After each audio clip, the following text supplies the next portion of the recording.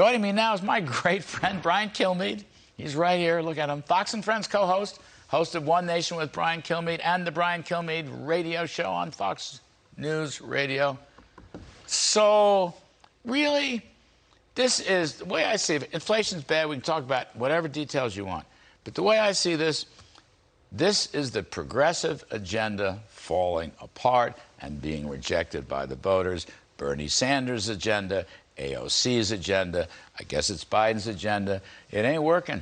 Right. I mean, does he have challenges? Yeah. Pandemic, coming out of the pandemic, hit by a few variants, absolutely wasn't ready for it. That's true. The Ukraine war took place, but he forecasted it. His intel unit said this is going to happen, 150,000 troops. They brought blood to the actual border. This war was going to happen. So all these things were predictable. What I was stunned by is the president's remarks yesterday, ad-libbed and scripted, were all about, yeah, it's bad, but just don't blame me. I'll blame these other people. Right. Excuse me. We have a problem. Every day, people are going to the gas station. They don't really care about the midterms. They're not even thinking about that maybe until November 1st. They're saying, how do I get gas prices down? He said, well, there's a line in this 11-point plan by this senator from Wisconsin, he's actually from Florida, that says, I think everyone should pay into the tax plan. So the Republicans are the problem. They want to up your taxes. Excuse me? The Republicans are not upping anybody's taxes. They're not reducing anybody's taxes. They have no power. So I've never seen such an absence of leadership. And you just wonder who signed off on that speech? Who signed off on that blame everyone except me when we need somebody to solve? It's the anti-leadership moment, probably the more emblematic of Joe Biden than I've seen so far. What is it? I mean, what is the reaction by voters? I don't care, non-voters, ordinary folks, to a guy who is president and keeps telling you time and time again, every speech he makes on the domestic economy, it's not my fault. What does that tell you?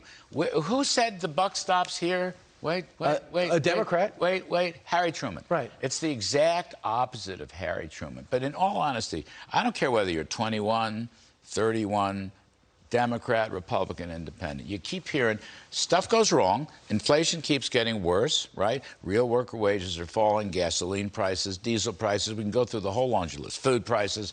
You can't even get baby food in the supermarkets anymore. The point is, here's the guy as president who says, it's not my fault. It's never my fault. And then he cashed in, I guess, Madison Avenue. He said, I need a line. And they said, Ultra MAGA. It's Ultra MAGA. I'm really surprised. Excuse me. What does Ultra MAGA even mean? So Matt Kay goes, yeah, I'll be that. That sounds good. Other people go, I'm not sure. If you want Senator Rick Scott, Ultra MAGA, he's just conservative. You just watched him for 8 years as governor. You're seeing him for 2 years as senator. No one looks at him and says he's some crazy Marjorie Taylor Greene or anybody like that. You just, instead of just pointing out some people, he says the whole party has gone Trump. And then you say to yourself, okay, I'll take that. I'll take low inflation. I'll take high earnings. I'll take a high GDP. I'll take low unemployment. I'll take tax reform. I'll take that fight. But why are you mislabeling somebody Ultra MAGA? And he can't even get the words out. I know.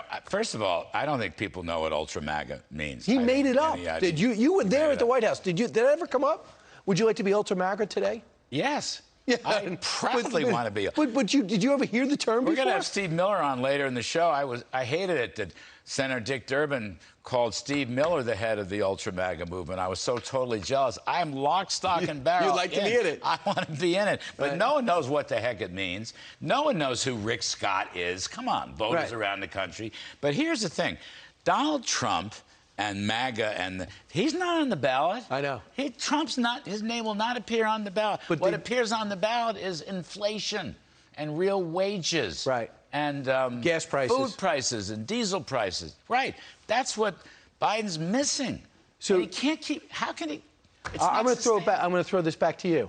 When you have a crisis like this and you have the economic experts in a room maybe smaller than this, and they have to come up with answers to a question, why would they say, go look up that 11-point plan from Rick Scott, and let's find out. They found one line, it's number 5. One line on number 5 of the 11-point plan, let's emphasize that. They left the room, knew they didn't have any answers, but knew exactly what they hoped the press would write about. No, and that, to me, is sickening. Yeah, no, you're right. That's a great point, because they're desperately seeking distractions, right? Yeah. They don't want to deal with the reality. But, Brian, coming back to this other thing, his spending and taxing and regulating and woke policies in the schools, blaming parents, chaos at the borders. That agenda, I'm saying, is getting clobbered. I call it the progressive agenda. I could call it the woke progressive agenda. And my point is, whether on the economy or social issues or immigration issues, people are just rejecting the progressive agenda, what Newt Gingrich calls big government socialism. And I think that's a very important political point. And you know what's going to be the wake-up call? If there is a faction of the Democratic Party that steps up and says what Larry Kudlow just said, and just say, look, I don't want to be routed. I don't want to lose my job. I'm not losing in the majority. You got to stop doing this. Barry Sanders, Bernie Sanders is a great running back, retired too early. He was. But Bernie Sanders was a nobody. He's still looking for a tailor and a comb. He now is the leader of the Democratic Party, right? So he doesn't even want to lead. Like, his ideas were in a laboratory. He wanted to be the outsider.